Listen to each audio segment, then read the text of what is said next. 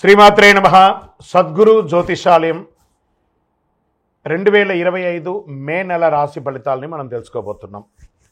మా ఛానల్ ద్వారా చూస్తున్నటువంటి ప్రేక్షక మిత్రులందరికీ కూడా శుభాభివందనాలు. మా ఛానల్స్ బాగా చూస్తున్నారు, ధన్యవాదాలు. కానీ సబ్స్క్రైబర్స్ అనేవాళ్ళు కొంచెం తక్కువగా ఉన్నారు, కొంచెం సబ్స్క్రైబ్ చేయండి. ఈ పక్కనున్న బెల్ బటన్ కానీ మీరు కొట్టేస్తారనుకోండి, మా ఛానల్లో ఉన్నటువంటి అన్ని కార్యక్రమాలు కూడా మీకు వస్తూ ఉంటుంది, మీరు చూడొచ్చు. మీకు ఉపయోగపడే విషయాలు చెప్పడం జరుగుతుంది. కమింగ్ టు జాతకం. జాతకం అనేది పడుతున్న వర్షానికి ఒక గొడుగే, కానీ జాతకం జీవితం కాదు. మేము చెప్పే ఈ రాశి ఫలితాలు గోచార గ్రహస్థితులను దృష్టిలో పెట్టుకొని చెప్తున్నాం.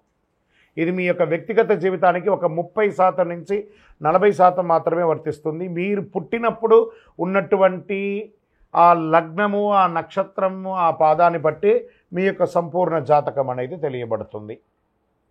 ఇంకను జాతకం అంటే ప్రతి ఒక్కరికి కూడా నాకు ఉద్యోగం ఎలా ఉంటుంది, నాకు వ్యాపారం ఎలా ఉంటుంది, నాకు ఆరోగ్యం ఎలా ఉంటుంది, దాంపత్య జీవితం ఎలా ఉంటుంది, సంతానం ఉంటుందా, ఉద్యోగం వస్తుందా, వ్యాపారం బాగుంటుంది, ఇవే ఏదో టెన్షన్స్తోనే ప్రతి ఒక్కళ్ళం కూడా జీవిస్తున్నాం.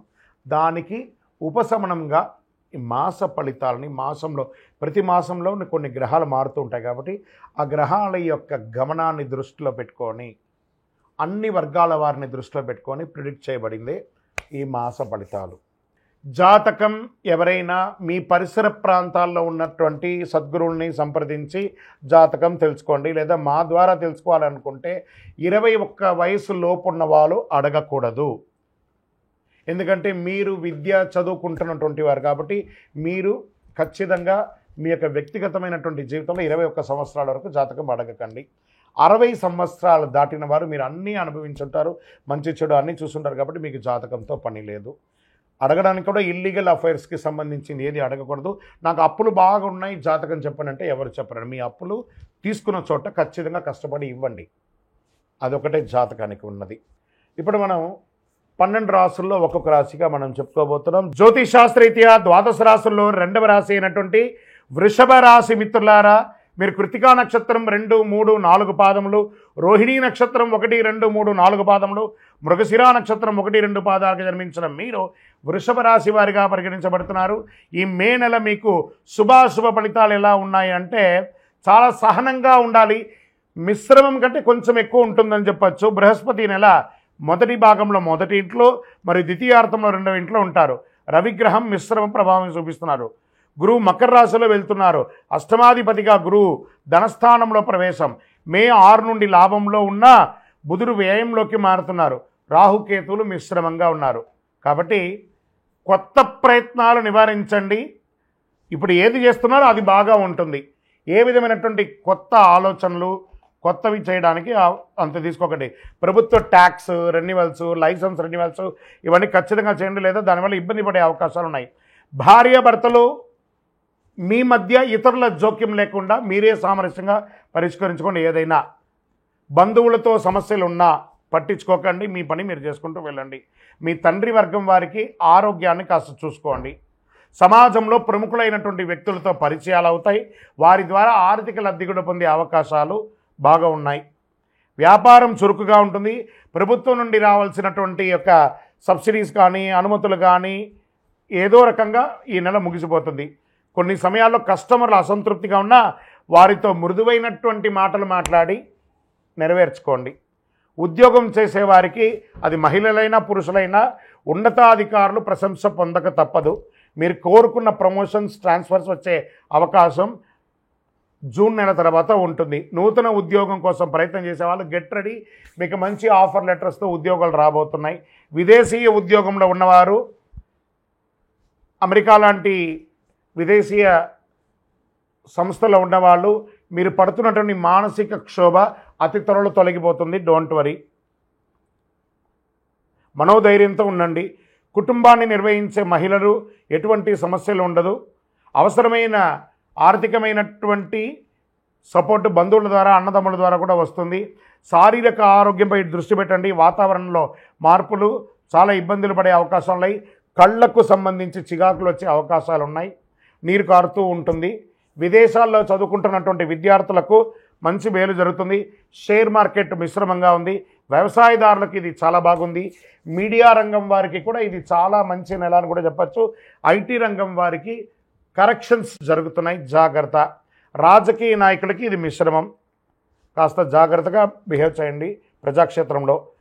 మే నెలలో అదృష్టమైనటువంటి రోజులు 1, 4, 7, 9, 13 ఈ రోజులతో మీకు కలిసి వస్తుంది. అదృష్ట సంఖ్య 5 మరియు 7. చంద్రాష్టమం మే నెలలో 15/5/2025 2:07 మధ్యాహ్నం నుండి 18/5/2025 12:04 వరకు ఉదయం వరకు ఉంటుంది. చాలా జాగ్రత్తగా ఉన్న ఈ 2.5 రోజులు సంతకాలు పెట్టినా, ప్రయాణాలు చేసినా, ఏ విధమైన నిర్ణయం తీసుకున్నా జాగ్రత్తగా తీసుకోండి. సరే, ఏ పరిహారం చేస్తే బాగుంటుంది?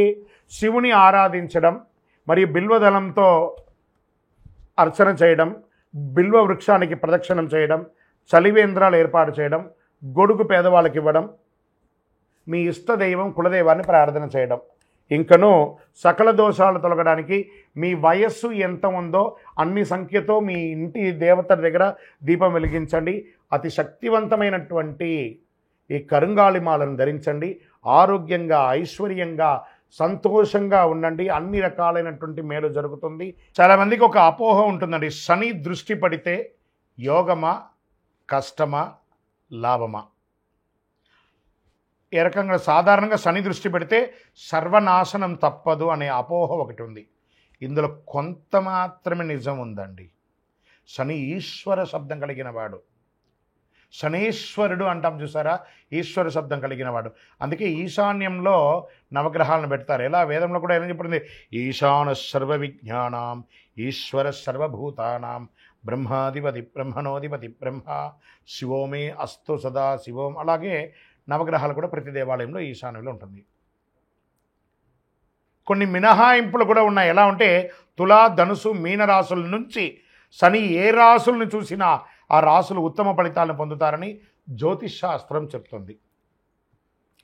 శని తానున్న రాశి నుంచి 3, 7, 10 రాసులను వీక్షిస్తాడు. ప్రస్తుతం మీనరాశిలో ఉన్నందువల్ల శనీశ్వరుడు వృషభ, కన్య, ధనురాశులను వీక్షించడం జరుగుతుంది. ఈ వీక్షణ వల్ల ఈ రాశుల వారికి యాక్టివిటీ పెరుగుతుంది. కొన్ని రాశులు చిన్న ఇబ్బందులు ఉండొచ్చు. శని దృష్టి ఉన్న నేపథ్యంలో కొన్ని రాశులకు ఆదాయం, వృత్తి, ఉద్యోగ అవకాశాలు, సుఖ సంతోషాలు కలుగుతాయి. ఆదాయ ఉద్యోగాలు పడతాయి.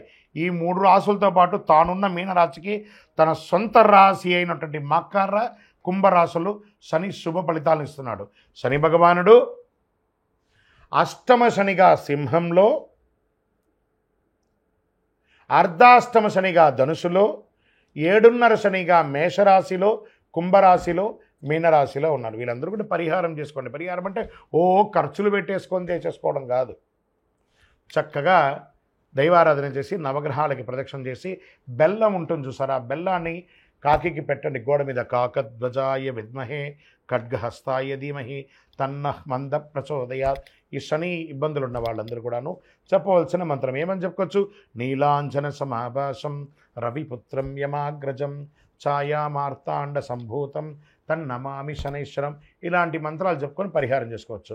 12 రాసుల్లో ఉన్నటువంటి మిత్రులారా, మీరందరూ కూడాను ఆయురారోగ్య, ఐశ్వర్య, భోగభాగ్యాలతో ఉండాలని అఖిలాండ కోటి బ్రహ్మాండ నాయకుడు శ్రీ ధర్మశాస్త్ర అయ్యప్ప స్వామివారిని 18 అవతారాలుగా కొలువైనటువంటి స్వామివారు జీవలింగేశ్వర స్వామి సన్నిధానం జీవకోణ తిరుపతిలో ఉన్నటువంటి బ్రహ్మశ్రీ డాక్టర్ చంద్రమౌళి గురుస్వామి గారు నిర్మించిన దేవాలయంలో మీకోసం ప్రార్థన చేస్తాం. మీరు క్షేమంగా ఉంటారు. తిరుపతికి వచ్చినప్పుడు మన దేవాలయాన్ని తప్పకుండా దర్శనం చేసుకోండి. రైల్వే స్టేషన్ నుండి, బస్టాండ్ నుండి 3 కిలోమీటర్ల దూరంలో ఉంటుంది. విజయోస్తు.